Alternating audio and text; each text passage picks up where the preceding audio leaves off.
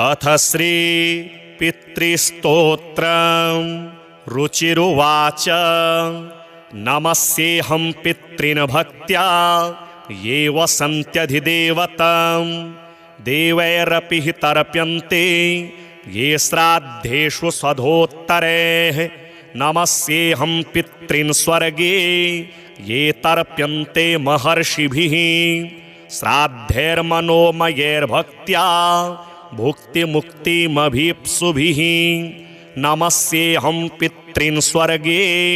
सिद्धाः सन्तर्पयन्ति यान् श्राद्धेषु दिव्यैः सकलैः रूपहारैरनुत्तमैः। नमस्येऽहं पितॄन् भक्त्या येऽर्चन्ते गुह्यकैर्दिवि तन्मयत्वेन वाञ्छद्भिर्ऋद्धिमात्यन्तिकीं परां। नमस्येऽहं पितॄन् मर्त्यैरर्चन्ते भुवि ये सदा श्राद्धेषु श्रद्धयाभीष्टं लोकपुष्टिप्रदायिनः। नमस्येऽहं पितॄन् विप्रैरर्चन्ते भुवि ये सदा वाञ्छिताभीष्टलाभाय प्राजापत्यप्रदायिनः। नमस्येऽहं पितॄन्येवै तर्प्यन्तेरण्यवासिभिः वन्यैः श्राद्धैर्यताहारैस्तपोनिर्धूतकल्मषैः।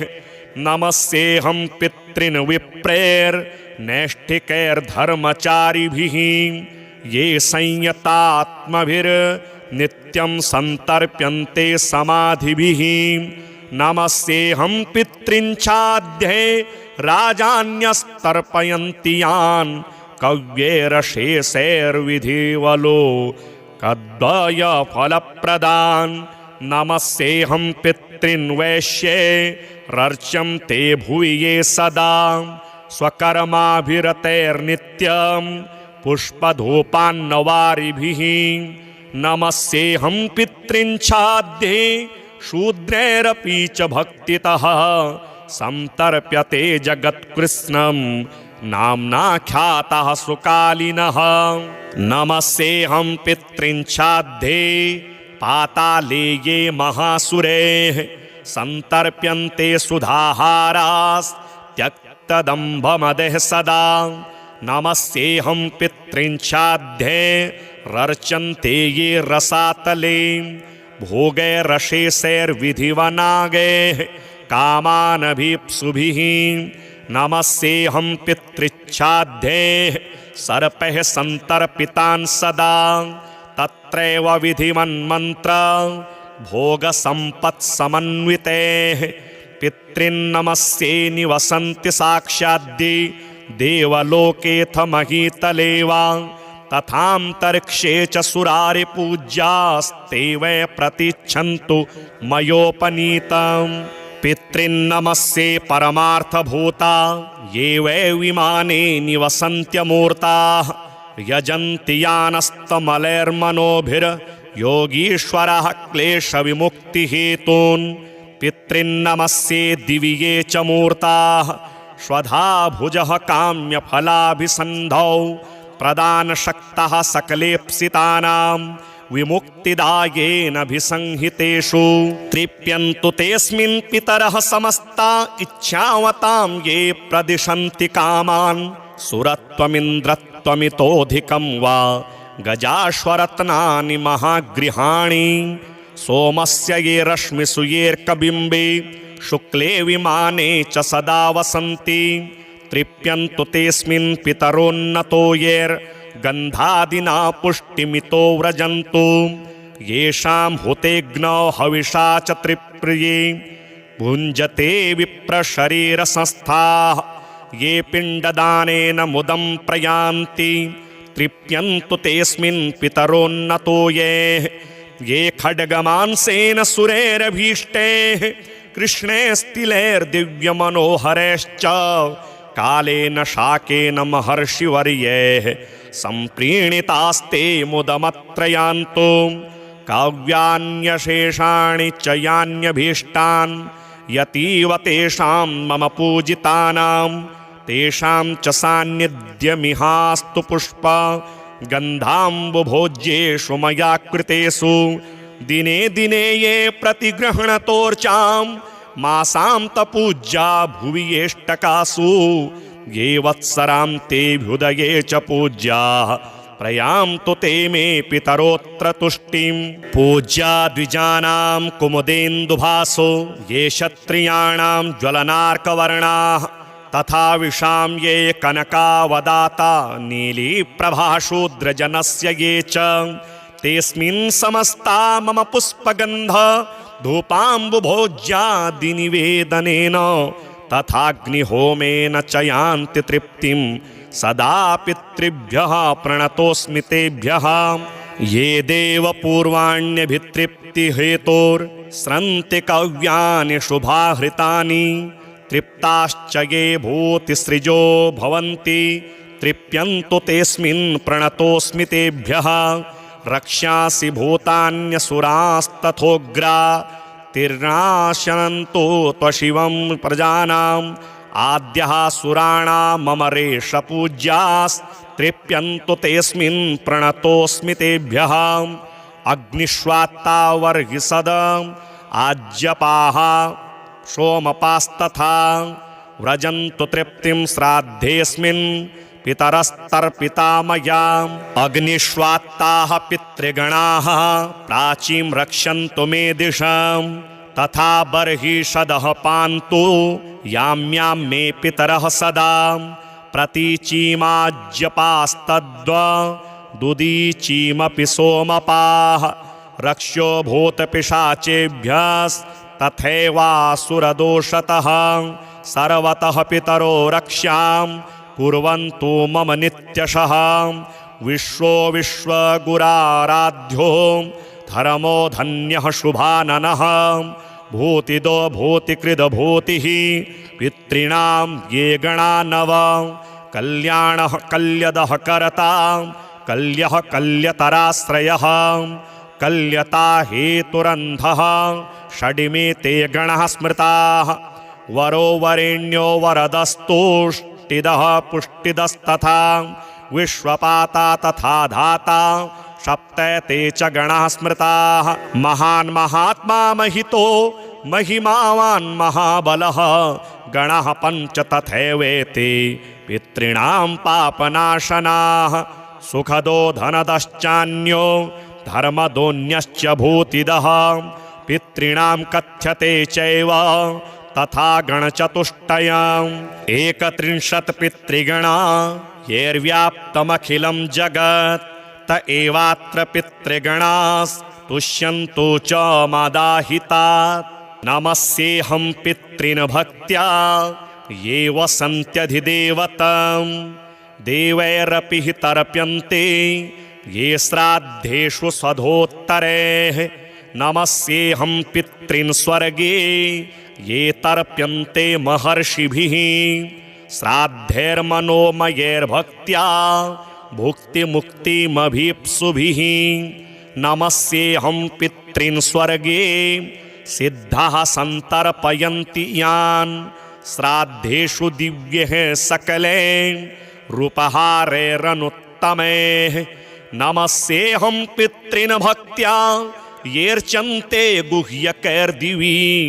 तन्मयत्वेन वाञ्छद्भिर्ऋद्धिमात्यन्तिकीं पराम्। नमस्येऽहं पितॄन् मर्त्यैरर्चन्ते भुवि ये सदा श्राद्धेषु श्रद्धयाभीष्टं लोकपुष्टिप्रदायिनः। नमस्येऽहं पितॄन् विप्रैरर्चन्ते भुवि ये सदा वाञ्छिताभीष्टलाभाय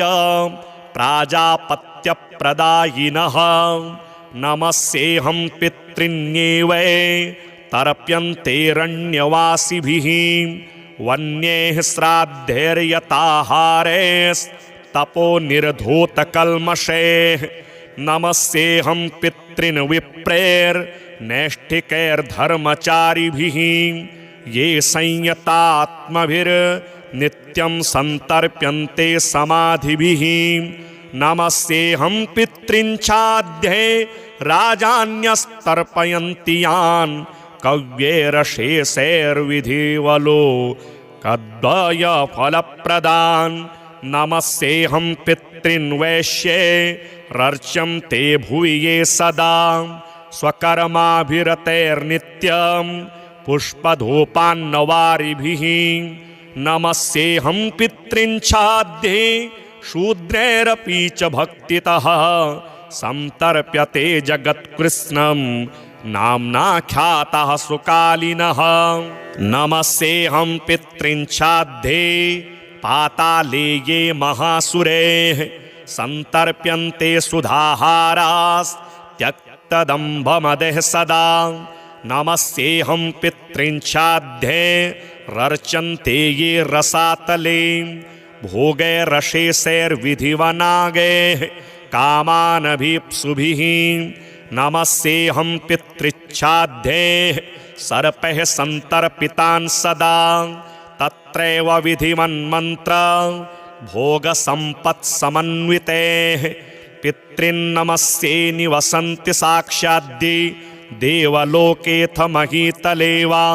तथान्तरिक्षे च सुरारिपूज्यास्ते वै प्रतिच्छन्तु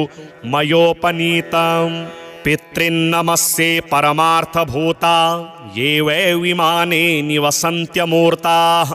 यजन्ति यानस्तमलैर्मनोभिर्योगीश्वरः क्लेशविमुक्तिहेतून् पितॄन्नमस्ये दिवि ये च मूर्ताः स्वधा भुजः काम्यफलाभिसन्धौ प्रदानशक्तः सकलेप्सितानां विमुक्तिदायेनभिसंहितेषु तृप्यन्तु तेऽस्मिन् पितरः समस्ता इच्छावतां ये प्रदिशन्ति कामान् सुरत्वमिन्द्रत्वमितोऽधिकं वा गजाश्वरत्नानि महागृहाणि सोमस्य ये रश्मिषु येऽर्कबिम्बे शुक्ले विमाने च सदा वसन्ति तृप्यन्तु तेऽस्मिन् पितरोन्नतो येर्गन्धादिना पुष्टिमितो व्रजन्तु येषां हुतेऽग्नौ हविषा च त्रिप्रिये भुञ्जते विप्रशरीरसंस्थाः ये पिण्डदानेन मुदं प्रयान्ति तृप्यन्तु तेऽस्मिन् पितरोन्नतो ये खड्गमांसेन सुरैरभीष्टैः कृष्णैस्तिलैर्दिव्यमनोहरैश्च कालेन शाकेन महर्षिवर्यैः सम्प्रीणितास्ते मुदमत्रयान्तो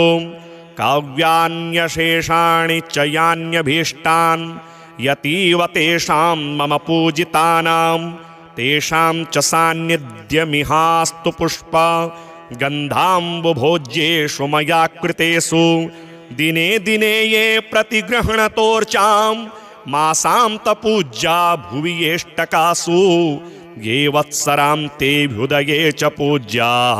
प्रयान्तु ते मे पितरोऽत्र तुष्टिं पूज्या द्विजानां कुमुदेन्दुभासो ये क्षत्रियाणां ज्वलनार्कवर्णाः तथा विशां ये कनकावदाता नीलीप्रभाशूद्रजनस्य ये च तेऽस्मिन् समस्ता मम पुष्पगन्ध धूपाम्बुभोज्यादिनिवेदनेन तथाग्निहोमेन च यान्ति तृप्तिं सदा पितृभ्यः प्रणतोऽस्मि तेभ्यः ये देवपूर्वाण्यभितृप्तिहेतोर्स्रन्ति कव्यानि शुभाहृतानि तृप्ताश्च ये भूतिसृजो भवन्ति तृप्यन्तु तेऽस्मिन् प्रणतोऽस्मि तेभ्यः रक्ष्यासि भूतान्यसुरास्तथोग्रा तिर्नाशनन्तो त्वशिवं प्रजानाम् आद्यः सुराणां मम रेषपूज्यास्तृप्यन्तु तेऽस्मिन् प्रणतोऽस्मि तेभ्यः अग्निष्वात्ता वर्हिषद आज्यपाः सोमपास्तथा व्रजन्तु तृप्तिं श्राद्धेऽस्मिन् पितरस्तर्पिता मया अग्निष्वात्ताः पितृगणाः प्राचीं रक्षन्तु मे दिशां तथा बर्हिषदः पान्तु याम्यां मे पितरः सदा प्रतीचीमाज्यपास्तद्वदुदीचीमपि सोमपाः रक्ष्यो भूतपिशाचेभ्यस्तथैवासुरदोषतः सर्वतः पितरो रक्ष्यां कुर्वन्तु मम नित्यशः विश्वो विश्वगुराराध्यो धर्मो धन्यः शुभाननः भूतिदो भूतिकृदभूतिः पितॄणां ये गणा नव कल्याणः कल्यदः कर्ता कल्यः कल्यतराश्रयः कल्यता हेतुरन्धः षडिमे ते गणः स्मृताः वरो वरेण्यो वरदस्तुष्टिदः पुष्टिदस्तथा विश्वपाता तथा धाता सप्त ते च गणः स्मृताः महान् महात्मा महितो महिमावान् महाबलः गणः पञ्च तथैवेते पितॄणां पापनाशनाः सुखदो धनदश्चान्यो धर्मदोऽन्यश्च भूतिदः पितॄणां कथ्यते चैव तथा गणचतुष्टयम् 31 पितृगणा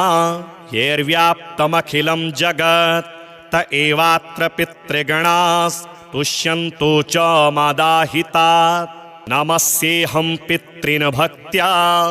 ये वसन्त्यधिदेवतं देवैरपि हि तर्प्यन्ते ये श्राद्धेषु स्वधोत्तरैः नमस्येऽहं पितॄन् स्वर्गे ये तर्प्यन्ते महर्षिभिः श्राद्धैर्मनोमयैर्भक्त्या भुक्तिमुक्तिमभीप्सुभिः नमस्येऽहं पितॄन् स्वर्गे सिद्धाः सन्तर्पयन्ति यान् श्राद्धेषु दिव्यैः सकले रूपहारैरनुत्तमैः नमस्येऽहं पितॄन् भक्त्या येऽर्चन्ते गुह्यकैर्दिवि तन्मयत्वेन वाञ्छद्भिर्ऋद्धिमात्यन्तिकीं परां नमस्येऽहं पितॄन् मर्त्ये रर्चन्ते भुवि ये सदा श्राद्धेषु श्रद्धयाभीष्टं लोकपुष्टिप्रदायिनः नमस्येऽहं पितॄन् विप्रे रर्चन्ते भुवि ये सदा वाञ्छिताभीष्टलाभाय प्राजापत्यप्रदायिनः नमस्येऽहं पितॄन्येवै तर्प्यन्तेरण्यवासिभिः वन्यैः श्राद्धैर्यताहारैस्तपो निर्धूतकल्मषैः नमस्येऽहं पितॄन् विप्रैर्नैष्ठिकैर्धर्मचारिभिः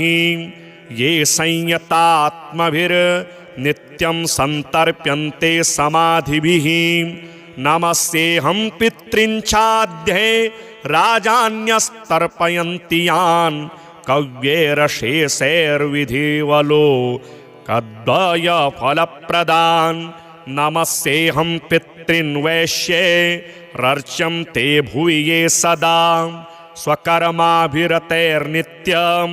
पुष्पधूपान्नवारिभिः नमस्येऽहं पितॄन् छाध्ये शूद्रैरपि च भक्तितः सन्तर्प्यते जगत्कृत्स्नं नाम्नाख्यातः सुकालिनः नमस्येऽहं पितॄन् छाध्ये पाताले ये महासुरैः सन्तर्प्यन्ते सुधाहारास्त्यक्तदम्भमदः सदा नमस्येऽहं पितॄन् छाध्ये रर्चन्ते ये रसातले भोगैरशेषैर्विधिवनागैः कामानभीप्सुभिः नमस्येऽहं पितृच्छाध्ये सर्पैः सन्तर्पितान् सदा तत्रैव विधिवन्मन्त्र भोगसम्पत्समन्वितैः पितॄन्नमस्ये निवसन्ति साक्षाद्दि देवलोकेऽथ महीतले वा तथान्तरिक्षे च सुरारिपूज्यास्ते वै प्रतिच्छन्तु मयोपनीतम् पितॄन्नमस्ये परमार्थभूता ये वै विमाने निवसन्त्यमूर्ताः यजन्ति यानस्तमलैर्मनोभिर्योगीश्वरः क्लेशविमुक्तिहेतून् पितॄन्नमस्ये दिवि ये च मूर्ताः स्वधा भुजः काम्यफलाभिसन्धौ प्रदानशक्तः सकलेप्सितानां विमुक्तिदायेनभिसंहितेषु तृप्यन्तु तेऽस्मिन् पितरः समस्ता इच्छावतां ये प्रदिशन्ति कामान् सुरत्वमिन्द्रत्वमितोऽधिकं वा गजाश्वरत्नानि महागृहाणि सोमस्य ये रश्मिषु येऽर्कबिम्बे शुक्ले विमाने च सदा वसन्ति तृप्यन्तु तेऽस्मिन् पितरोन्नतो येर्गन्धादिना पुष्टिमितो व्रजन्तु येषां हुतेऽग्नौ हविषा च त्रिप्रिये भुञ्जते विप्रशरीरसंस्थाः ये पिण्डदानेन मुदं प्रयान्ति तृप्यन्तु तेऽस्मिन् पितरोन्नतो ये खड्गमांसेन सुरेरभीष्टैः कृष्णैस्तिलैर्दिव्यमनोहरैश्च कालेन शाकेन महर्षिवर्यैः सम्प्रीणितास्ते मुदमत्र यान्तो काव्यान्यशेषाणि च यान्यभीष्टान् यतीव तेषां मम पूजितानां तेषां च सान्निध्यमिहास्तु पुष्प गन्धाम्बुभोज्येषु मया कृतेषु दिने दिने ये प्रतिगृह्णतोर्चां मासान्तपूज्या भुवि येष्टकासु ये वत्सरान्तेऽभ्युदये च पूज्याः प्रयान्तु ते मे पितरोऽत्र तुष्टिं पूज्या द्विजानां कुमुदेन्दुभासो ये क्षत्रियाणां ज्वलनार्कवर्णाः तथा विशां ये कनकावदाता नीलीप्रभाशूद्रजनस्य ये च तेऽस्मिन् समस्ता मम पुष्पगन्ध धूपाम्बुभोज्यादिनिवेदनेन तथाग्निहोमेन च यान्ति तृप्तिं सदा पितृभ्यः प्रणतोऽस्मि तेभ्यः ये देवपूर्वाण्यभितृप्तिहेतोर्स्रन्ति कव्यानि शुभाहृतानि तृप्ताश्च ये भूतिसृजो भवन्ति तृप्यन्तु तेऽस्मिन् प्रणतोऽस्मि तेभ्यः रक्ष्यासि भूतान्यसुरास्तथोग्रा तिर्नाशनन्तो त्वशिवं प्रजानाम् आद्यः सुराणां मम रेषपूज्यास्तृप्यन्तु तेऽस्मिन् प्रणतोऽस्मि तेभ्यः अग्निष्वात्तावर्हिसदम् आज्यपाः सोमपास्तथा व्रजन्तु तृप्तिं श्राद्धेऽस्मिन् पितरस्तर्पिता मया अग्निष्वात्ताः पितृगणाः प्राचीं रक्षन्तु मे दिशां तथा बर्हिषदः पान्तु याम्यां मे पितरः सदा प्रतीचीमाज्यपास्तद्वदुदीचीमपि सोमपाः रक्ष्यो भूतपिशाचेभ्यस्तथैवासुरदोषतः सर्वतः पितरो रक्ष्यां कुर्वन्तु मम नित्यशः विश्वो विश्वगुराराध्यो धर्मो धन्यः शुभाननः भूतिदो भूतिकृदभूतिः पितॄणां ये गणा नव कल्याणः कल्यदः करता कल्यः कल्यतराश्रयः कल्यता हेतुरन्धः षडिमे ते गणः स्मृताः वरो वरेण्यो वरदस्तुष्टिदः पुष्टिदस्तथा विश्वपाता तथा धाता सप्त ते च गणाः स्मृताः महान् महात्मा महितो महिमावान् महाबलः गणः पञ्च तथैवेते पितॄणां पापनाशनाः सुखदो धनदश्चान्यो धर्मदोन्यश्च भूतिदः पितॄणां कथ्यते चैव तथा गणचतुष्टयम् 31 पितृगणा येर्व्याप्तमखिलं जगत् त एवात्र पितृगणास्तुष्यन्तु च मादाहितात् नमस्येऽहं पितॄन् भक्त्या ये वसन्त्यधिदेवतं देवैरपि हि तर्प्यन्ते ये श्राद्धेषु स्वधोत्तरैः नमस्येऽहं पितॄन् स्वर्गे ये तर्प्यन्ते महर्षिभिः श्राद्धैर्मनोमयैर्भक्त्या भुक्तिमुक्तिमभीप्सुभिः नमस्येऽहं पितॄन् स्वर्गे सिद्धाः सन्तर्पयन्ति यान् श्राद्धेषु दिव्यैः सकलैः रूपहारैरनुत्तमैः नमस्येऽहं पितॄन् भक्त्या येऽर्चन्ते गुह्यकैर्दिवि तन्मयत्वेन वाञ्छद्भिर् रिद्धिमात्यन्तिकीं परां नमस्येऽहं पितॄन्मर्त्ये रर्चन्ते भुवि ये सदा श्राद्धेषु श्रद्धयाभीष्टं लोकपुष्टिप्रदायिनः नमस्येऽहं पितॄन् विप्रे रर्चन्ते भुवि ये सदा वाञ्छिताभीष्टलाभाय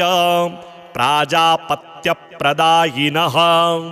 नमस्येऽहं पितॄन्येव तर्प्यन्तेरण्यवासिभिः वन्यैः श्राद्धैर्यताहारैस्तपो निर्धूतकल्मषैः नमस्येऽहं पितॄन् विप्रेर्नैष्ठिकैर्धर्मचारिभिः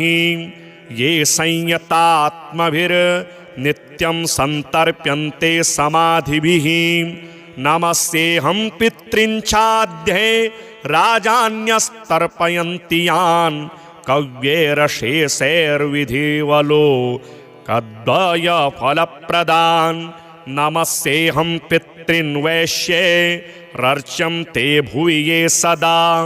स्वकर्माभिरतैर्नित्यं पुष्पधूपान्नवारिभिः नमस्येऽहं पितॄंश्चाध्ये शूद्रैरपि च भक्तितः संतर्प्यते जगत्कृत्स्नं नाम्नाख्यातः सुकालिनः नमस्येऽहं पितॄंश्चाध्ये पाताले ये महासुरैः संतर्प्यन्ते सुधाहारास्त्यक्तदम्भमदः सदा नमस्येऽहं पितॄंश्चाध्ये रर्चन्ते ये रसातले भोगैरशेषैर्विधिवनागैः कामानभीप्सुभिः नमस्येऽहं पितॄंश्चाध्ये सर्पैः सन्तर्पितान् सदा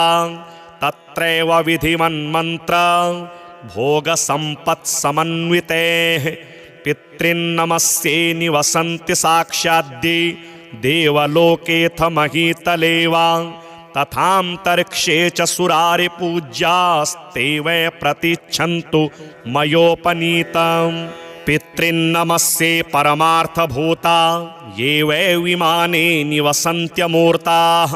यजन्ति यानस्तमलैर्मनोभिर्योगीश्वरः क्लेशविमुक्तिहेतून् पितॄन्नमस्ये दिवि ये च मूर्ताः स्वधा भुजः काम्यफलाभिसन्धौ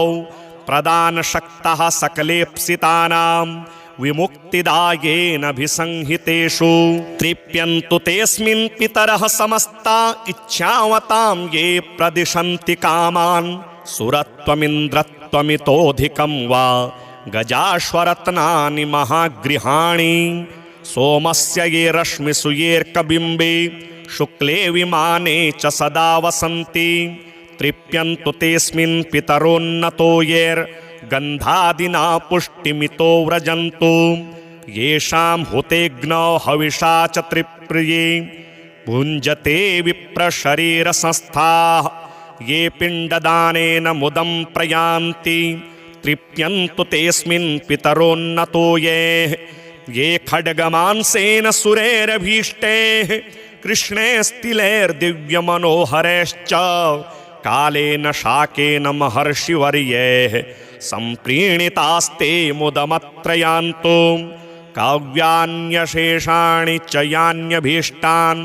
यतीव तेषां मम पूजितानां तेषां च सान्निध्यमिहास्तु पुष्प गन्धाम्बुभोज्येषु मया कृतेषु दिने दिने ये प्रतिगृह्णतोर्चां मासान्तपूज्या भुवि येष्टकासु ये वत्सरान्तेऽभ्युदये च पूज्याः प्रयान्तु ते मे पितरोऽत्र तुष्टिं पूज्या द्विजानां कुमुदेन्दुभासो ये क्षत्रियाणां ज्वलनार्कवर्णाः तथा विशां ये कनकावदाता नीलीप्रभाशूद्रजनस्य ये च तेऽस्मिन् समस्ता मम पुष्पगन्ध धूपाम्बुभोज्यादिनिवेदनेन तथाग्निहोमेन च यान्ति तृप्तिं सदा पितृभ्यः प्रणतोऽस्मि तेभ्यः ये देवपूर्वाण्यभितृप्तिहेतोर्स्रन्ति कव्यानि शुभाहृतानि तृप्ताश्च ये भूतिसृजो भवन्ति तृप्यन्तु तेऽस्मिन् प्रणतोऽस्मि तेभ्यः रक्ष्यासि भूतान्यसुरास्तथोग्रा तिर्नाशनन्तो त्वशिवं प्रजानाम् आद्यः सुराणां मम रेषपूज्यास्तृप्यन्तु तेऽस्मिन् प्रणतोऽस्मि तेभ्यः अग्निष्वात्ता वर्हिसदम् आज्यपाः सोमपास्तथा व्रजन्तु तृप्तिं श्राद्धेऽस्मिन् पितरस्तर्पिता मया अग्निष्वात्ताः पितृगणाः प्राचीं रक्षन्तु मे दिशम् तथा बर्हिषदः पान्तु याम्यां मे पितरः सदा प्रतीचीमाज्यपास्तद्वदुदीचीमपि सोमपाः रक्ष्यो भूतपिशाचेभ्यस्तथैवासुरदोषतः सर्वतः पितरो रक्ष्यां कुर्वन्तु मम नित्यशः विश्वो विश्वगुराराध्यो धर्मो धन्यः शुभाननः भूतिदो भूतिकृदभूतिः पितॄणां ये गणा नव कल्याणः कल्यदः करता कल्यः कल्यतराश्रयः कल्यता हेतुरन्धः षडिमे ते गणः स्मृताः वरो वरेण्यो वरदस्तुष्टिदः पुष्टिदस्तथा विश्वपाता तथा धाता सप्त ते च गणाः स्मृताः महान् महात्मा महितो महिमावान् महाबलः गणः पञ्च तथैवेते पितॄणां पापनाशनाः सुखदो धनदश्चान्यो धर्मदोऽन्यश्च भूतिदः पितॄणां कथ्यते चैव तथा गणचतुष्टयम् 31 पितृगणा येर्व्याप्तमखिलं जगत् त एवात्र पितृगणास्तुष्यन्तु च मादाहितात् नमस्येऽहं पितॄन् भक्त्या ये वसन्त्यधिदेवतं देवैरपि हि तर्प्यन्ते ये श्राद्धेषु स्वधोत्तरैः नमस्येऽहं पितॄन् स्वर्गे ये तर्प्यन्ते महर्षिभिः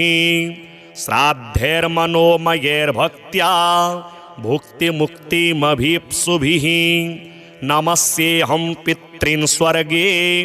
सिद्धाः सन्तर्पयन्ति यान्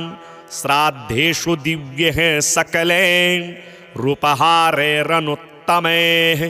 नमस्येऽहं पितॄन् भक्त्या येऽर्चन्ते गुह्यकैर्दिवि तन्मयत्वेन वाञ्छद्भिर्ऋद्धिमात्यन्तिकीं परां नमस्येऽहं पितॄन् मर्त्यैरर्चन्ते भुवि ये सदा श्राद्धेषु श्रद्धयाभीष्टं लोकपुष्टिप्रदायिनः नमस्येऽहं पितॄन् विप्रैरर्चन्ते भुवि ये सदा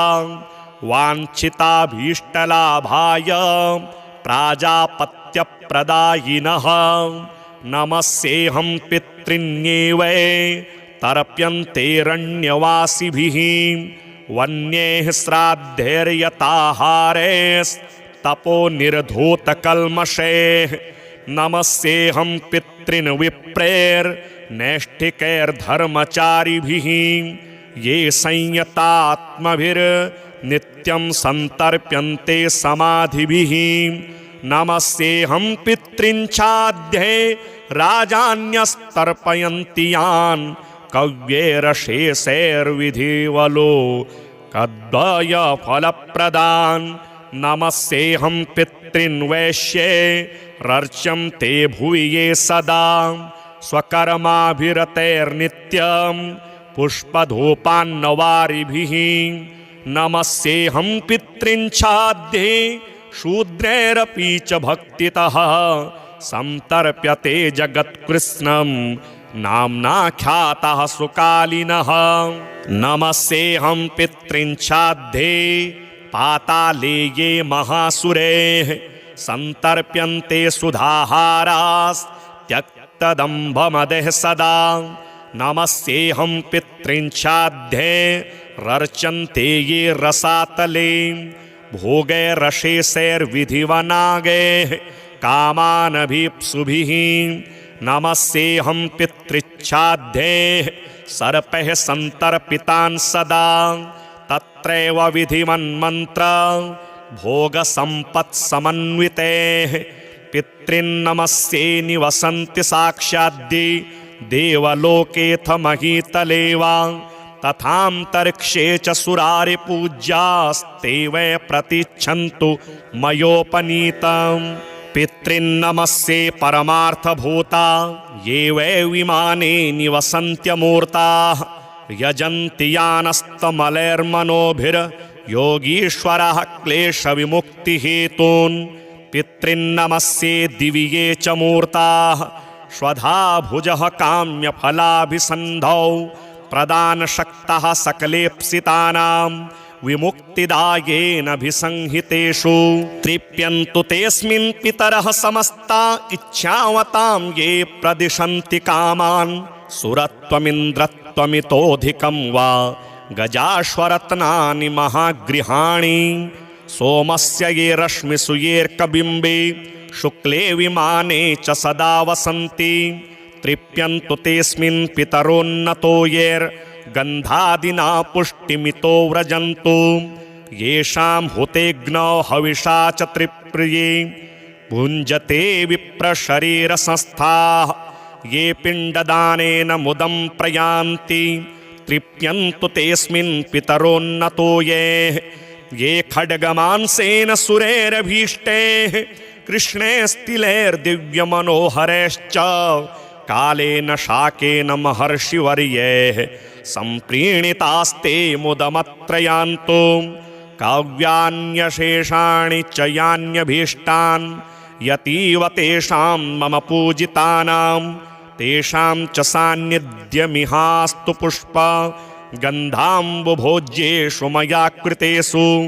दिने दिने ये प्रतिगृह्णतोर्चां मासान्तपूज्या भुवि येष्टकासु ये वत्सरान्तेऽभ्युदये च पूज्याः प्रयान्तु ते मे पितरोऽत्र तुष्टिं पूज्या द्विजानां कुमुदेन्दुभासो ये क्षत्रियाणां ज्वलनार्कवर्णाः तथा विशां ये कनकावदाता नीलीप्रभाशूद्रजनस्य ये च तेऽस्मिन् समस्ता मम पुष्पगन्ध धूपाम्बुभोज्यादिनिवेदनेन तथाग्निहोमेन च यान्ति तृप्तिं सदा पितृभ्यः प्रणतोऽस्मि तेभ्यः ये देवपूर्वाण्यभितृप्तिहेतोर्स्रन्ति कव्यानि शुभाहृतानि तृप्ताश्च ये भूतिसृजो भवन्ति तृप्यन्तु तेऽस्मिन् प्रणतोऽस्मि तेभ्यः रक्ष्यासि भूतान्यसुरास्तथोग्रा तिर्नाशनन्तो त्वशिवं प्रजानाम् आद्यः सुराणां मम रेषपूज्यास्तृप्यन्तु तेऽस्मिन् प्रणतोऽस्मि तेभ्यः अग्निष्वात्ता वर्हिसदम् आज्यपाः सोमपास्तथा व्रजन्तु तृप्तिं श्राद्धेऽस्मिन् पितरस्तर्पिता मया अग्निष्वात्ताः पितृगणाः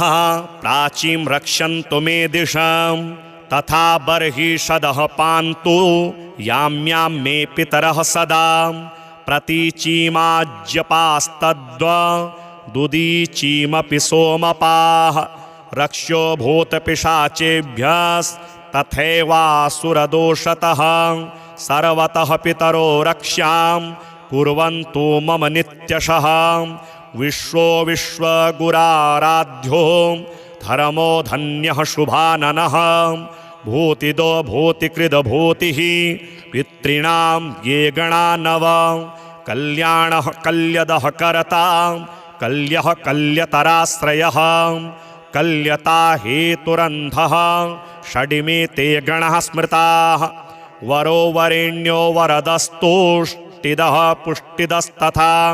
विश्वपाता तथा धाता सप्तैते च गणाः स्मृताः महान् महात्मा महितो महिमावान् महाबलः गणः पञ्च तथैवेते पितॄणां पापनाशनाः सुखदो धनदश्चान्यो धर्मदोऽन्यश्च भूतिदः पितॄणां कथ्यते चैव तथा गणचतुष्टयम् 31 पितृगणा येर्व्याप्तमखिलं जगत् त एवात्र पितृगणास् तुष्यन्तु च मदाहितात्